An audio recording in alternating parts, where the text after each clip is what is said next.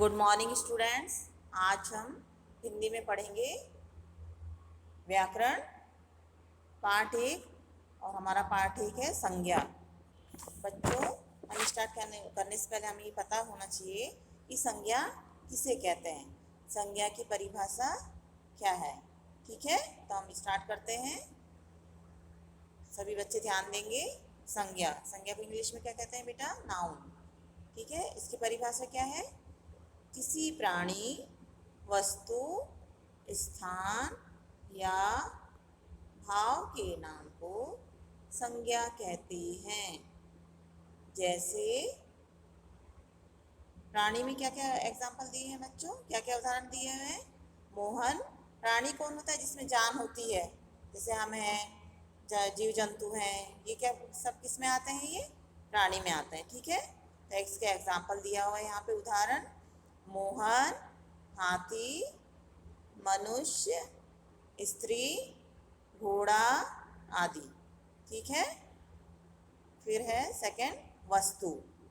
वस्तु जो हम हमेशा अपने काम में लेते हैं, जैसे कलम, मेज, पुस्तक, कुर्सी, दवात आदि। फिर है प्लेस, स्थान।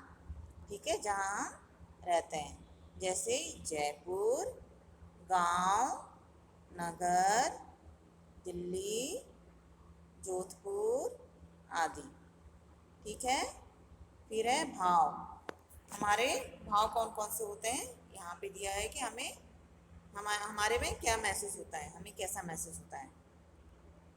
ठीक है, भाव मिठास, गर्मी, दया, क्रोध, बचपन आदि।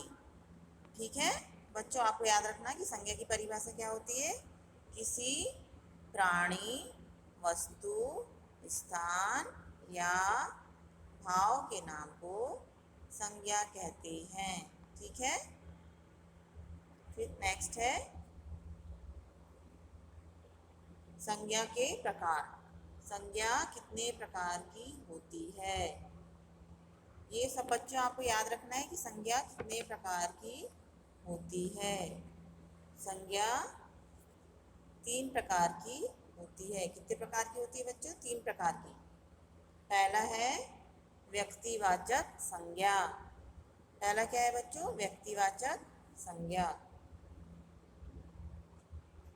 व्यक्तिवाचक संज्ञा क्या किसे कहते हैं? जिस शब्द से किसी विशेष व्यक्ति, स्थान या वस्तु का बोध होता है, उसे व्यक्तिवाचक संज्ञा कहते हैं।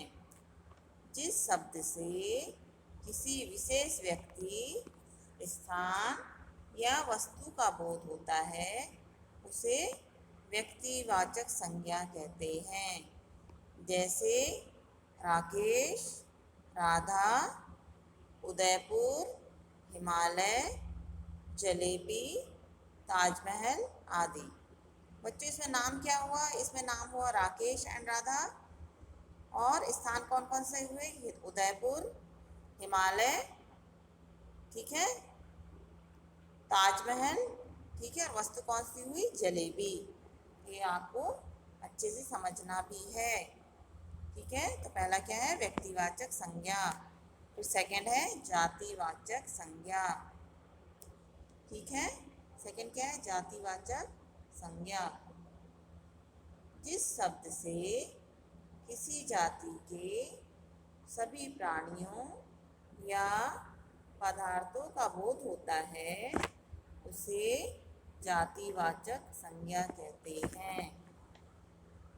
जैसे लड़का, पर्वत, नदी, पुस्तक, फल, पशु, मिठाई आदि।